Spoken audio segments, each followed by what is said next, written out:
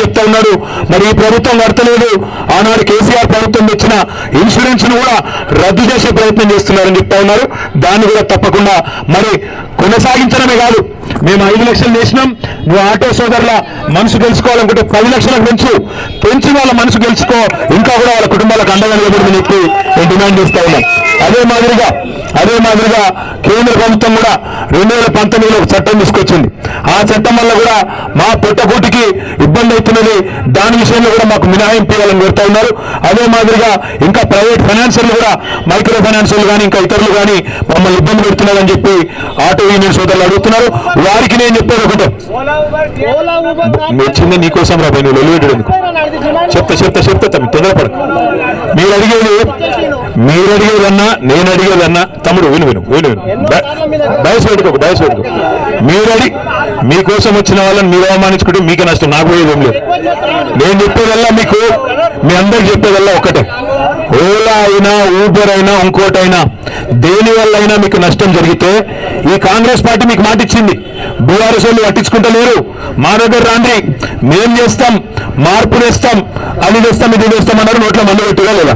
మరి మీరు మా మీద లొల్లి పెట్టాల్సింది వాని మీద పెట్టేళ్ళు అక్కడ పెట్టాలా, అల్లు అక్కడ పెట్టాలా, డిమాండ్లు మేము ప్రధాన ప్రతిపక్షంగా మీకు మద్దతు ఇవ్వడానికి, మీ తరఫున గొంతు నొప్పి మాట్లాడడానికి, ప్రభుత్వానికి మీ తరఫున మీ బాధ చెప్పేదానికి మేము వచ్చినాం తప్ప వేరే ఉద్దేశంతో రాలేదు.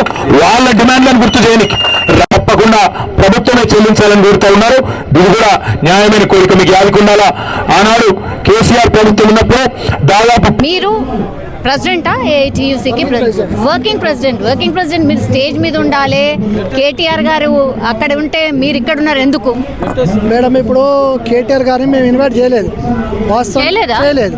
మేము జేఏసీగా అందరం అన్ని కార్మిక సంఘాలు, ప్రభుత్వం, రాజకీయాలు అతీతంగా, రాజకీయాలు వద్దు, ఆటో కార్మిక సమస్యలు చాలా ఉన్నాయి. ఆటో కార్మికులు ఆత్మహత్యలు చేసుకుంటారు, వాడి కుటుంబాలు గడుస్తలేవు. ఇవన్నీ సమస్యలపైన రాష్ట్ర ప్రభుత్వానికి ఒక ధర్నా చేసి మా వినతిని ప్రభుత్వం దృష్టికి పోవాలని ఈరోజు మేము ధర్నా కార్యక్రమం నిర్వహించడం. ఈ ధర్నా కార్యక్రమాన్ని కూడా అనేక ఇబ్బందులు ఎదురైనాయి.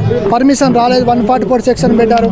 అయినప్పటికీ కూడా మేము పోలీస్ వారు మేము విజ్ఞప్తి చేయడంతో వారు మా విజ్ఞప్తిని ఆలోచన చేసుకుని, సరే మీ ధర్నా న్యాయమైన డిమాండ్ ఉంది కాబట్టి మాకు పర్మిషన్ ఇవ్వడం జరిగింది.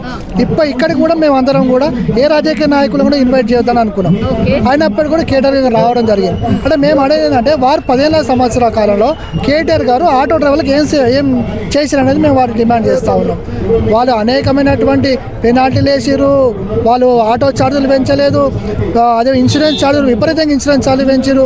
వాళ్ళు అధికారం ఉన్నప్పుడు ఫిట్నెస్ అయితే అయిపోతే రోజుకి 50 రూపాయలు పెనాల్టీ వేసారు. దానికోసం మళ్ళీ పోరాటం చేస్తున్న పరిస్థితి వచ్చింది. ఇలా ఇప్పటికి కూడా మేము స్టేజ్ మీద ఉన్నప్పుడు కూడా వాళ్ళే అనేక ఎమ్మెల్యేలు వచ్చారు, మాజీ ఎమ్మెల్యేలు, మంత్రులు వచ్చి అని ఉన్నటువంటి కింద నూకేశారు. మేము అందుకే పక్కకు వచ్చేసినాము. వారికి మాకు సంబంధం లేదు, అది విషయం. ఎవరెవరికి సంబంధం లేదు? కేటీఆర్ గారికి మేము సంబంధమే లేదు. రాజకీయంగా కాకుండా మేము కార్మిక ఏదైతే సమస్య పైన మేము ఆలోచన. ఇంకొకళ్ళు మద్దతు తెలిపితే మంచిదే కదా. ఇప్పుడు మంచిదే, కానీ మేము రాష్ట్ర ప్రభుత్వానికి తప్పుడు సంకేతం పోతుంది.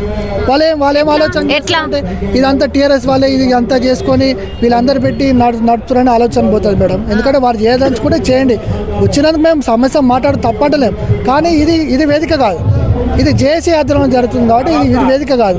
వారు చేయదలుచుకు సపరేట్గా టెంట్ వేసుకోండి, వారు ఇష్టం ఉన్నటువంటి 1000 మంది పెట్టుకుని బహిరంగ సభ పెట్టండి, దానికి అందరు మద్దతు చెప్తారు. కానీ ఇక్కడ ఈ జేఏసీ ఆధ్వర్యంలో సపరేట్గా చేయండి, అందరు వ్యతిరేకిస్తూ ఉన్నారు. 10 ఏళ్ల కాలం కేటీఆర్ గారు అసలు ఏం చేసింది టీఆర్ఎస్ ప్రభుత్వం ఆటో డ్రైవర్లకు అనేది అందరు కూడా ప్రశ్నిస్తాను. మేము అందరం కూడా కింది దిగి పక్కన కూర్చున్నటువంటి పరిస్థితి ఉంది. హామీ ఇచ్చిన మేరకు మాత్రం 12,000 రూపాయలు ఇచ్చేదాకా మాకు తెల్లారి నుంచే మళ్ళీ మేము నెక్స్ట్ కార్యాచరణ మేము చేసుకుంటాం. నెక్స్ట్ మళ్ళీ మేము రోడ్ల మీదకి వచ్చి ఇంతకన్నా పెద్దగా ఇంకా ఎక్కడిదక్కడ స్తంభింపజేస్తామని మేము ఆటో కార్మికుల సంఘాన్ని మేము పిలుపునిస్తాం మేడం. మేమైతే ఆపం. కేటీఆర్ని మాత్రం ఇలా రాకని మేము వ్యతిరేకిస్తున్నాం, పూర్తిగా వ్యతిరేకిస్తున్నాం. 10 ఏళ్ల నుంచి ఆయన ఏం చేయలేదు. ఇవాళ ఎట్లా గుర్తొచ్చారు? పక్క రాష్ట్రంలో 10,000 ఇచ్చాడు జగన్ గారు, అప్పుడు మీ ప్రభుత్వం ఉంది కదా, మరి ఎందుకు ఇవ్వలేదు ఆ రోజు? ఈరోజు వేరే ప్రభుత్వం రాగానే మీకు ఎట్లా గుర్తుకొస్తుంది? మీ ప్రభుత్వం ఉన్న రోజు ఇవ్వచ్చు కదా. తెలంగాణ పోరాటంలో మా ఆటో డ్రైవర్లు చేసినంత పోరాటం ఎవరు చేయలేదు తెలంగాణలో. అంత పోరాటం చేసినా మాకు అంత కష్టపడి మేము తెలంగాణ తెచ్చి మీ చేతిలో పెడితే మాకేం చేయలే. ఈరోజు కేటీఆర్ వస్తే సమితి ప్రేమ చూపిస్తే మేమేమో ఒప్పుకునే పరిస్థితి లేదు. పూర్తిగా మా ఏఐటీసీగా మేము పూర్తిగా వ్యతిరేకిస్తాం.